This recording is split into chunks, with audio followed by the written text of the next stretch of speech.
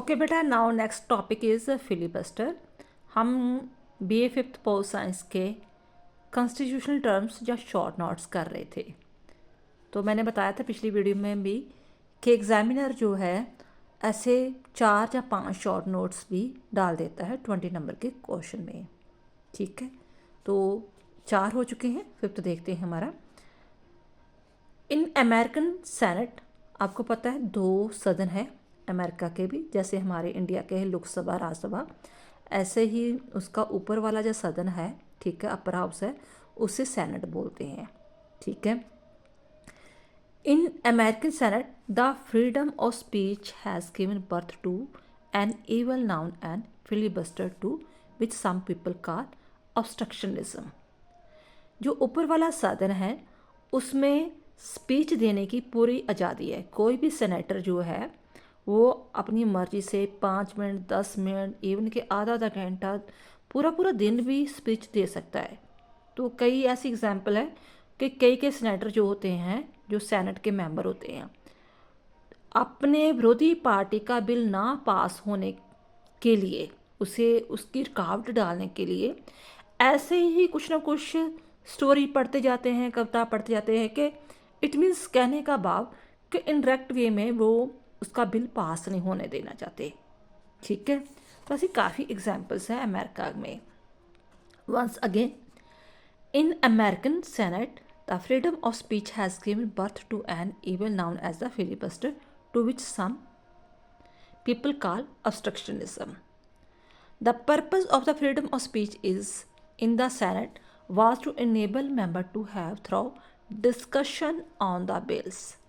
Purpose यही होता है कि जो बिल वो को डिस्कशन करना होता था, वैसे कि हम जो बिल पास कर रहा है रूलिंग पार्टी वाला, उसके बारे में डिस्कशन करना, लेकिन इसका गलत फ़ायदा उठाया जा रहा है।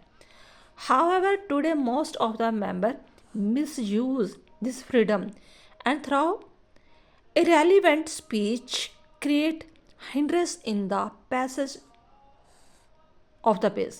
Their aim is to get the bill changed according to their wish. मकसद यही होता है कि आप जहाँ तो हमारे अकॉर्डिंग बिल को चेंज कर दो, नहीं तो हम ऐसे ही स्पीच देते जाएंगे, आपका बिल पास ही नहीं होने देंगे। Otherwise they would not let the bill to pass. A member can go on speaking in the house till the his throat and breath permit. अब आगे एग्जाम्पल दी है 2-3 कि अमेरिका की हिस्ट्री में ये चीज़ें हो चुकी है। In 1903, Senator Tillman continued to read poems from the Baron's book Don Juan. मतलब नहीं था कोई कि आप सेनेटर में बैठे हो, ठीक है ना, अमेरिका के सेनेटर में बैठे हो, इम्पोर्टेंट बिल का डिस्कशन हो रहा है, अब उसकी तरफ ध्यान हटाकर आप किसी और कवि की ऐसी कविता पढ़ते जा रहे हो।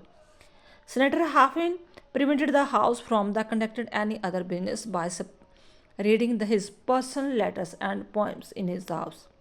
1957, आप जो एग्जाम्पल्स याद करनी है तो कर सकते हो, नहीं तो अपनी वर्डिंग में वैसे लिख सकते हो कि हाँ, कुछ ऐसे सेनेटर हुए हैं जैसे टिलमैन है, हाफिन है, थॉरमैंड है, निक्सन है, इन्होंने बिल का बहुत ज़्यादा, इस राइट का बहुत ज़्यादा मिसयूज़ किया था। ठीक है, Tillman continued to read the poems by the book Don Juan.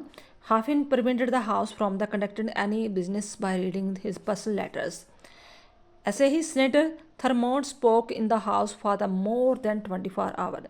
In 1968, President Nixon had to take back the nomination of Abbey Frost as a judge of the Supreme Court because some member of the Senate threatened to use filibuster against this the appointment.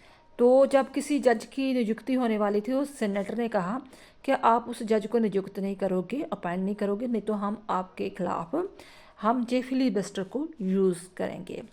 On February 8, 2018, minority leader in the House of Representatives, Nancy Pelosi, spoke for more than 8 hours, continue in the record-breaking Mathori speech in an attempt to force a House vote on protection for the dreamer young undercoming immigrant brought to the USA as a children. Pelosi read letter from the young immigrants in the house. क्योंकि जो representative की जो senator थी वो चाहती थी कि immigrants के ऊपर जो पाबंदियां लगाई जा रही हैं उससे ना लगाया जाए, तो उसे आने दिया जाए। उसे ड्रीमर का टॉपिक देकर वो ऐसे स्पीच देती रही। आगे फिर रूल बन गया कि आप इसे क्लोज़र भी कर सकते हो। अगर कोई मिस यूज़ कर रहा है ना इस चीज़ का, तो आप इसे क्लोज़ भी कर सकते हो। कैसे? The closure rule, to check the misuse of freedom of speech in the house, a rule was made in the 1917 by which it was provided that if the motion होता है जो प्रस्ताव पेश किया गया होता है, सेनेट में कह लो या रिप्रेजेंटेटिव में, एक पत्र पेश किया गया ताकि उसके अकॉर्डिंग काम करना है। Motion for closure was moved by the 1/6 of the member of the house. मान लो 10 मेंबर है, एग्जाम्पल तौर पर 10 में 6 ने कह दिया कि आप इस फिलीबस्टर को बंद कर दो, हम नहीं चाहते इस चीज़ को कंटिन्यू करो, तो आपको फिलीबस्टर को बंद करना पड़ेगा। Member of the house and it was accepted by the, अगर 2/3 मान लो 100 है, 100 में 75 ने मेजॉरिटी दे दी कि हाँ जी बंद होना चाहिए, 2/3 majority of the members present in the house, the discussion would be close. तो ये जो फिलीबस्टर का आप मिस यूज़ कर रहे हो ये क्लोज हो जाएगा। In 1949, the rule was amended and 2/3 majority of the total member was made necessary. In 1959, the closure rule was again amended and the position of the closure rule of the 1970 was re-established. So today the motion for the closure of the debate in the House can be introduced by the 1/6 of the member and it would be considered passed after the approval 2/3 majority of the member present. आप just बता सकते हो कि जो American senate में होता है, ठीक है, इसका मतलब ऑब्स्ट्रक्शंस भी होता है कि जानबूझकर किसी इरेलीवेंट स्पीच को बोलना ताकि किसी का बिल वगैरह पास ना हो सके। टोटली मैनहैटन थंडरबर्ड निक्सन ने ऐसे इसका मिसयूज़ किया है।